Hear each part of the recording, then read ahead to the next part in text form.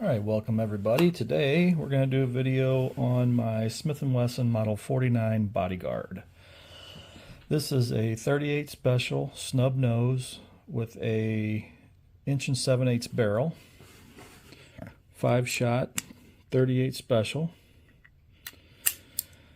It was originally brought out as a Bodyguard airweight with an aluminum frame, I believe in the mid-50s, and then the late 50s, around 58 or so, they came out with a steel frame version, which is what this one is.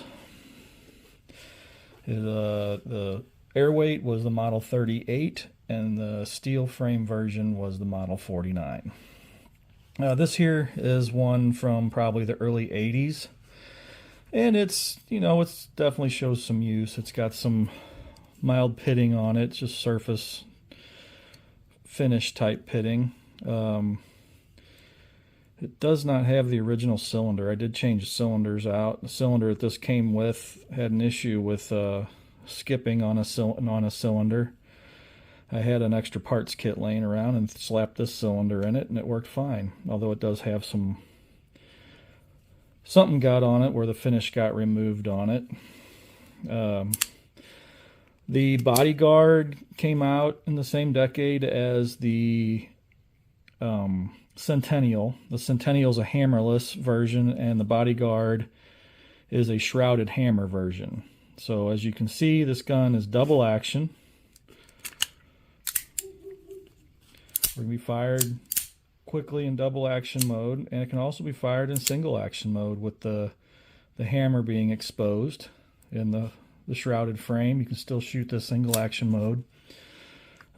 Like most snub nose with full power 38 specials, it can be a handful, even in the steel frame version.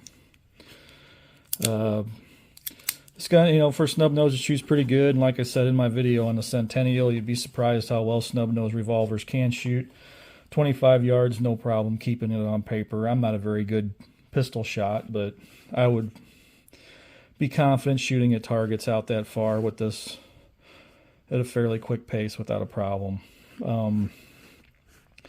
I fired full wad cutters at around 700 feet per second up to my hand-loaded FBI load, which out of this gun they run about 850, maybe a tad bit more, with a 158 grain spear hollow point lead bullet. So it's a good shooting gun. It's handy. It is compared to the Model 638s, which is the current version sold by Smith & Wesson, which is an airweight. It's a little heavy in the pocket, but it is still very compact and can be carried easily.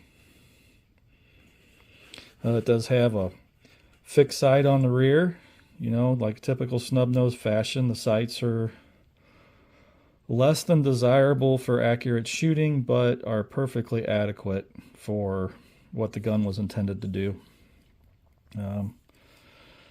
But this is probably considered one of the more ugly guns made by a lot of people. Me personally, I really like the looks of it. I think it definitely has an old school 60s and 70s vibe, and I think it's still applicable in today's world. Snub nose 38. The Model 49 and 38 were both carried as secondary weapons, usually by detectives and other police units, and they're very good in that role. Just for comparison, put it here next to my Centennial. You can tell there's a lot of similarities, with the obvious advantage of the Bodyguard having the ability to shoot single action, and still be fired out of a pocket if need be. It won't snag.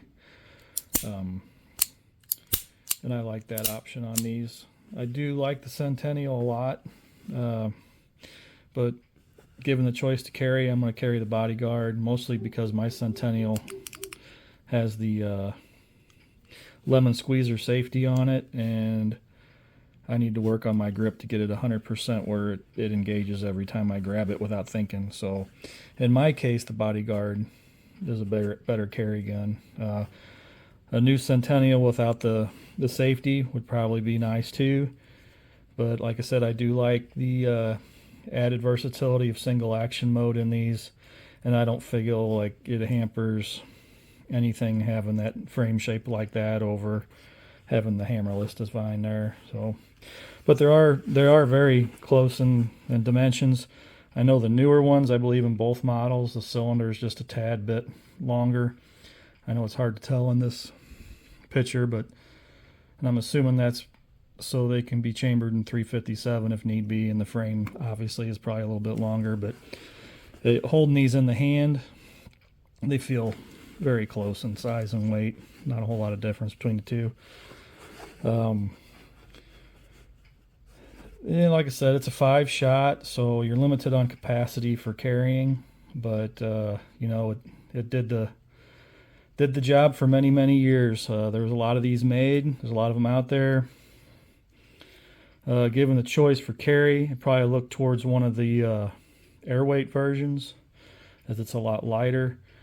As far as plus P in these, I've been told and read that any time you have a Smith & Wesson that actually has a model number designation, like this one says model 49 there, that they're okay with plus P. I'm not saying that's the truth, but that's what I've heard. And I have shot, you know, my FBI loads would be considered plus P by today's standards.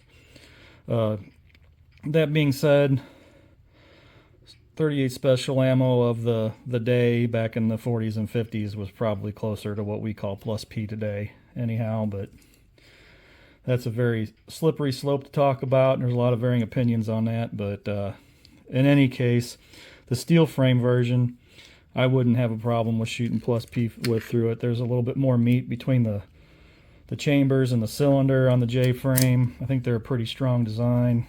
The old air weights, I'd be inclined to stay away from in those. And to be perfectly honest with you, plus P probably isn't necessarily needed. Standard pressure 38 special, probably adequate for what these guns were designed for. All in all, real good carry gun. A lot of them made still today. Like I said, only in the airweight version that I know of. So you have the 38, model 38, which is the airweight, the model 49, which is the steel version. Then you have the model 649, which is stainless steel version of this, and the 638, which is the airweight version they sell now. I believe that's all the models. There was also a model 438, which is an airweight matte blue aluminum frame, lightweight, that actually I'd love to get my hands on one of those. But I believe that's all the model designation in the old school Bodyguard design. There's also a newer 38 special Bodyguard that has a semi-partial polymer frame, and I know there's a semi-automatic Bodyguard too, but we're not talking about those.